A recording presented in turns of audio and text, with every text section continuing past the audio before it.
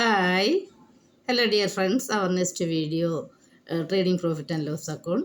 Already ഇട്ട വീഡിയോകളൊക്കെ നിങ്ങൾ കണ്ടു കാണുമെന്ന് വിചാരിക്കുന്നു. Welcome to all to our next video. How to print and display trading profit and loss statement. First, what is profit and loss statement?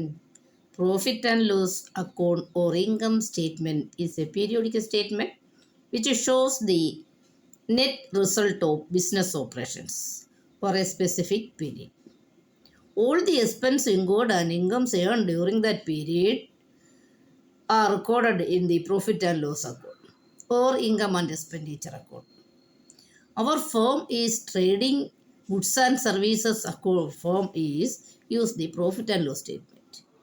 Our firm is non-profitable for organization, that is educational institution, hospital, age office, trust, etc.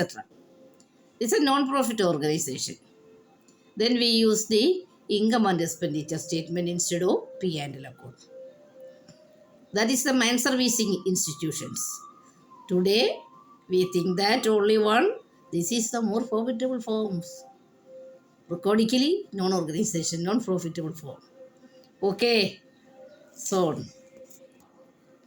profit and loss statement or income and expenditure account, we can take in detailed form or condensed form. Two methods നമുക്ക് display ചെയ്യിക്കാം. Next one, we can compare or to analyze that report on the specific period, compare with our created budget, compare with the different currency, compare with the stock variation method. സ്റ്റോക്കിന് different variation calculation method ഉണ്ട്. അതിൽ ഏതൊക്കെ നമുക്ക് arrange ചെയ്ത് വെച്ചുകൊണ്ട് analyse ചെയ്യാം. Different companies can be analysed, അതായത് കമ്പനികൾ അനലൈസ് ചെയ്യണമെന്നുണ്ടെങ്കിലും നമുക്ക് അത്രയും പ്രോഫിറ്റ് ആൻഡ് ലോസ് അക്കൗണ്ട് ഒരേ സ്റ്റേറ്റ്മെൻറ്റിൽ നമുക്ക് ഒരു റിപ്പോർട്ടിൽ തന്നെ എടുക്കാൻ പറ്റും. ഒന്നിലധികം കമ്പനീസിൻ്റെ പ്രോഫിറ്റ് ആൻഡ് ലോസ് സ്റ്റേറ്റ്മെൻറ്റുകൾ എടുക്കാൻ പറ്റും, ഡിഫറെൻറ്റ് പീരീഡിൽ എടുക്കാൻ പറ്റും, പിന്നെ നമുക്ക് ഡിഫറൻസ് കറൻസിയിൽ എടുക്കാൻ പറ്റും, സ്റ്റോക്ക് വാല്യൂഷൻ മെത്തേഡ് വെരിഫൈ ചെയ്ത് P&L എടുക്കാൻ പറ്റും. അപ്പോൾ ഇങ്ങനെയൊക്കെയാണ് നമുക്ക് റിപ്പോർട്ട് അതിനകത്ത് ഡിസ്പ്ലേ ചെയ്യാൻ പറ്റും. അത് കണ്ടൻസ്ഡ് മെത്തേഡ് ആവാം. പിന്നെ 6 ഫോമിൽ നമുക്ക് റിപ്പോർട്ട് എടുക്കാം. 6 ഫോമിൽ എടുക്കുമ്പോൾ നമുക്ക് നോട്ട് ആഡ് ചെയ്യണമെന്നുണ്ടെങ്കിൽ അത് കൊടുക്കാം. അങ്ങനെയുള്ള ഫെസിലിറ്റീസൊക്കെ അതിനകത്തുമുണ്ട്. നെക്സ്റ്റ് നമുക്ക് ടാലിയിൽ വന്നിട്ട് എങ്ങനെയാണ് P&L എടുക്കുന്നത് നോക്കാം. നമുക്ക് ഗേറ്റ് വേ ഓഫ് ടാലിയിൽ റിപ്പോർട്ട്സ് എന്ന ഓപ്ഷനകത്ത് P&L ലോസ് അക്കൗണ്ട് ഉണ്ട്. P പ്രസ് ചെയ്താൽ നേരെ അതിലേക്ക് പോകും. നമുക്ക് ഏത് പീരീഡാണ് വേണ്ടുന്നതെന്ന് Alt F2 കൊടുക്കുക. ഫ്രം ടു 31 മാർച്ച് 2025 നമ്മൾ എടുക്കുന്നത്.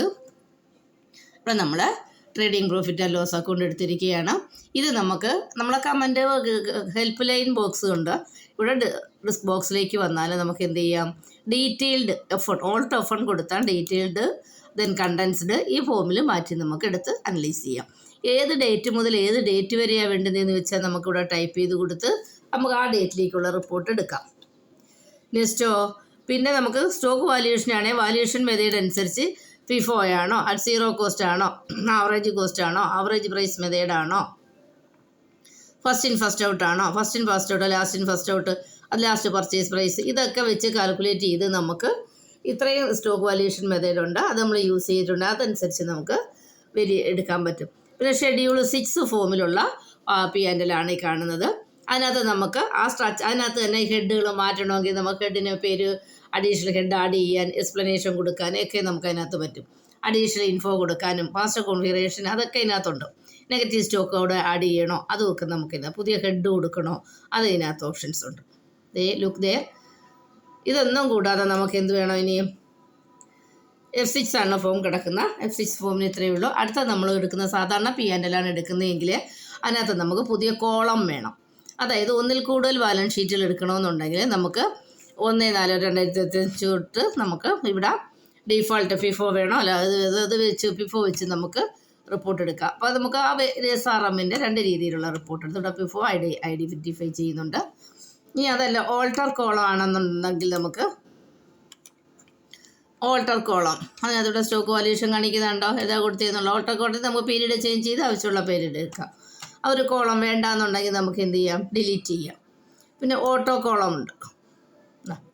അത് നമുക്ക് ഏതാ ഹാഫ് ഇയർലി വേണോ, ക്വാർട്ടർലി വേണോ, അത് പീരീഡ് വേണോ. നമുക്കിപ്പോൾ ഒന്ന് ക്വാർട്ടർലി എടുത്ത് നോക്കാം, അല്ലെങ്കിൽ ഹാഫ് ഇയർലി എടുത്ത് നോക്കാം. അപ്പോൾ half yearly P&L trading profit and loss account നമുക്കിവിടെ കിട്ടിയിരിക്കുന്നത്. അതിൻ്റെ നമുക്ക് ഡീറ്റെയിൽസ്ഡ് വേണമെങ്കിൽ ഡീറ്റെയിൽസ്ഡ് ആക്കാം. ഇനി കോൺഫിഗറേഷനകത്ത് പോയാൽ നമുക്ക് എന്ത് ചെയ്യാം, നമുക്ക് ഏത് ഫോർമാറ്റിൽ വേണം, ഷോ വെർട്ടിക്കൽ ബേസ് വേണോ ഹൊറിസോണ്ടലാണോ അപ്പോൾ നമുക്ക് കിടക്കുന്നത്.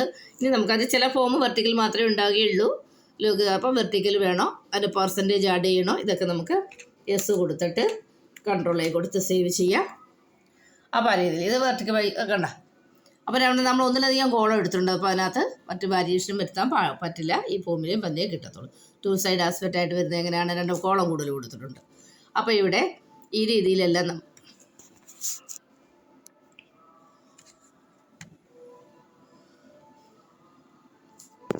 റിപ്പോർട്ട് എടുത്തിരിക്കുക. നമുക്ക് P&Lൻ്റെ ഡിഫറെൻറ്റ് ഫോംസുകളാണ് നമ്മൾ നോക്കിയത്. നെക്സ്റ്റ് നമുക്ക് ബാലൻസ് ഷീറ്റാണ്. അത് അടുത്ത വീഡിയോയിൽ ഉൾപ്പെടുത്താം. ഇപ്പം തന്നെ ടൈം ആവുന്നുണ്ട്. അപ്പോൾ നിങ്ങൾ ഫിനാൻഷ്യൽ സ്റ്റേറ്റ്മെൻറ്റുകളായ P&L, trading profit and loss account, income അല്ലെങ്കിൽ എക്സ്പെൻഡിച്ചർ, ഇപ്പം നോൺ കൺസേൺ ഫേമാണ് ഇൻകം ആൻഡ് എക്സ്പെൻഡിച്ചർ അക്കൗണ്ട് വേണം. നമ്മൾ സെറ്റിങ്സിനകത്തൊക്കെ കൊടുക്കുന്നുണ്ട്. ഇൻകം ആൻഡ് എക്സ്പെൻഡിച്ചർ അക്കൗണ്ട് വേണമെങ്കിൽ അവിടെ എസ് കൊടുക്കുക. അപ്പോൾ നമുക്ക് ഇവിടെ ഓപ്ഷൻ കിട്ടും. ആ റിപ്പോർട്ട് നമുക്ക് എടുക്കാൻ പറ്റും. Okay, thank you. നെക്സ്റ്റ് വീഡിയോയ്ക്ക് വെയിറ്റ് ചെയ്യുക. ബാലൻസ് ഷീറ്റാണ് നെക്സ്റ്റ് വീഡിയോ ആയിട്ട് നമ്മൾ ഇടുന്നത്. Okay, thank you. Welcome to all.